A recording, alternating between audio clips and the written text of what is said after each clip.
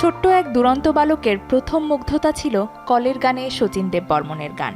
বাবা সৈয়দ আব্দুল হাই ও মা মোমেনা খাতুনের জ্যোৎস্না রাতে নৌভ্রমণে বেজে ওঠা সেই কলের গানের মূর্ছনায় ছোট্ট বালকটি অপার মুগ্ধতায় ডুবে যেতেন। কে জানত সেই জলজোছনা আর সুরই হয়তো বালকের মনে অবচেতনভাবেই বনে দিয়েছিল সঙ্গীতের শুদ্ধ বীজ। ধীরে ধীরে সেই বীজই পূর্ণতা পেয়েছে, বিস্তার লাভ করেছে, মহিরুহ হয়েছে।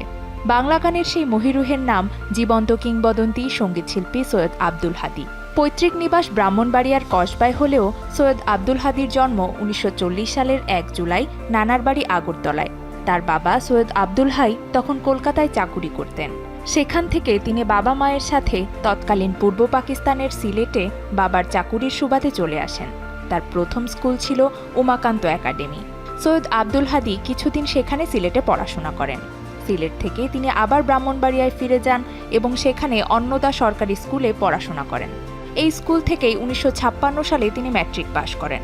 এরপর বাবার বদলির সুবাদে রংপুরের কারমাইকেল কলেজে ভর্তি হন। ৬ মাস পর তিনি ঢাকায় এসে ঢাকা কলেজে ইন্টারমিডিয়েটে ভর্তি হলেন এবং সেখান থেকেই ১৯৫৮ সালে ইন্টারমিডিয়েট পাশ করে ঢাকা বিশ্ববিদ্যালয়ে ভর্তি হন বাংলা বিভাগে।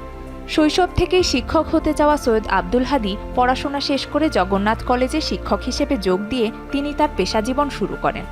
সঙ্গীতের রস যার অবিরাম ধারায় প্রবাহিত, শিক্ষকতার গুরুদায়িত্ব তাকে সেই ধারা থেকে বিচ্যুত করতে পারেনি। পরবর্তীতে শিক্ষকতা ছেড়ে তখনকার বাংলাদেশ টেলিভিশনের প্রথম ৪ জন প্রযোজকের একজন হিসেবে যোগ দিলেন। এছাড়াও তিনি বাংলাদেশ পাবলিক লাইব্রেরির মতো প্রতিষ্ঠানে গুরুত্বপূর্ণ পদে দীর্ঘদিন দায়িত্ব পালন করেন। তার দায়িত্ব পালনকালে পাবলিক লাইব্রেরির ব্যাপক উন্নতি সাধিত হয়। লন্ডনের ওয়েলস বিশ্ববিদ্যালয় থেকে তিনি গ্রন্থাগার এবং তথ্যবিজ্ঞানে ডিপ্লোমা করেন। এরপর মাতৃভূমির প্রতি প্রবল টানে দেশে ফিরে আসেন। দেশের প্রতি তার এই অনুরাগ প্রতিফলিত হয়েছে মহান মুক্তিযুদ্ধেও।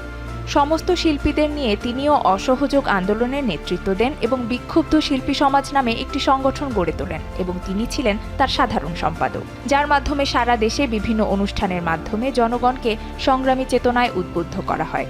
দেশপ্রেমের এই গভীর অনুরাগ প্রতিফলিত হয়েছে তার কণ্ঠে জনপ্রিয়তা পাওয়া সর্বাধিক দেশের গানে।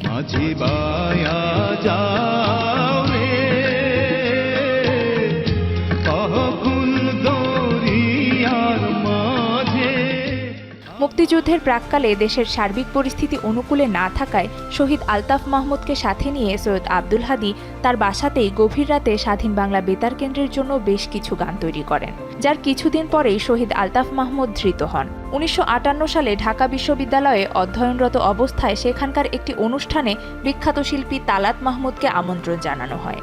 সেই অনুষ্ঠানে সঙ্গীত পরিবেশনের পর সৈয়দ আব্দুল হাদীকে তখনকার বিখ্যাত সঙ্গীত পরিচালক করিম শাহাবুদ্দিন সরাসরি তাকে চলচ্চিত্রে প্লেব্যাক করার আহ্বান জানান। ইয়ে ভি এক কাহানি উর্দু সিনেমা দিয়ে তার প্লেব্যাকের যাত্রা শুরু হলো। ১৯৬৪ সালে তিনি ডাকবাবু চলচ্চিত্রের মাধ্যমে প্রথম বাংলা চলচ্চিত্রে প্লেব্যাক শুরু করেন।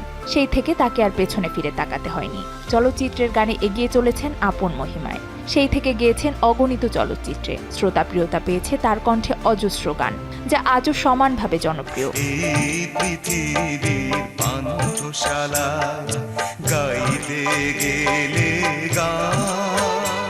শুধু অসংখ্য কালজয়ী গানই নয়, বাংলাদেশের বিজ্ঞাপনের প্রথম জিঙ্গেলেও কণ্ঠ দেন তিনি।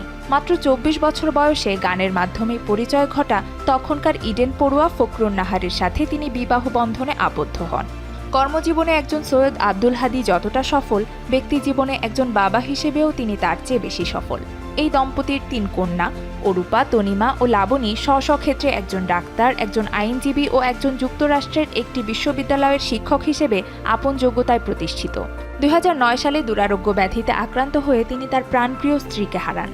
১৯৭৮, ১৯৭৯ এবং ১৯৮০ সালে তিনি পরপর টানা ৩ বছর জাতীয় চলচ্চিত্র পুরস্কারের হ্যাট্রিক করেন। এরপর আরও ২বার সহ মোট ৫বার তিনি শ্রেষ্ঠ শিল্পী হিসেবে জাতীয় চলচ্চিত্র পুরস্কার অর্জন করেন। ২০০০ সালে তিনি রাষ্ট্রের দ্বিতীয় সর্বোচ্চ পুরস্কার ২১ পদক লাভ করেন। এছাড়াও দেশে বিদেশে পেয়েছেন অসংখ্য জাতীয় ও আন্তর্জাতিক পুরস্কার ও সম্মাননা। পুরস্কার বা স্বীকৃতির চেয়েও তার কর্ম দিয়ে দেশের মানুষের অন্তরে পৌঁছানোকেই বড় সাফল্য বলে মনে করা কিংবদন্তি এই ব্যক্তিত্বের বই পড়ার তীব্র নেশা আজও সমানভাবে বিদ্যমান। বই পড়ার পাশাপাশি প্রকৃতিপ্রেমী সৈয়দ আব্দুল হাদীর ভালো লাগার অন্যতম বড় একটি উপলক্ষ আপন মনে গভীর মনোযোগ দিয়ে বৃষ্টি উপভোগ করা। বাংলা গানের এই জীবন্ত কিংবদন্তি হৃদয়স্পর্শী সঙ্গীতশিল্পী তার গান দিয়েই প্রজন্ম থেকে প্রজন্ম যুগ যুগ ধরে বাংলা গানের শ্রোতাদের অন্তরেই চিরস্থায়ী আসনে অধিষ্ঠিত থাকবেন। বাংলা গানের এই চিরবরণীয় সঙ্গীতশিল্পীর প্রতি যমুনা টেলিভিশনের গভীর শ্রদ্ধা ও ভালোবাসা।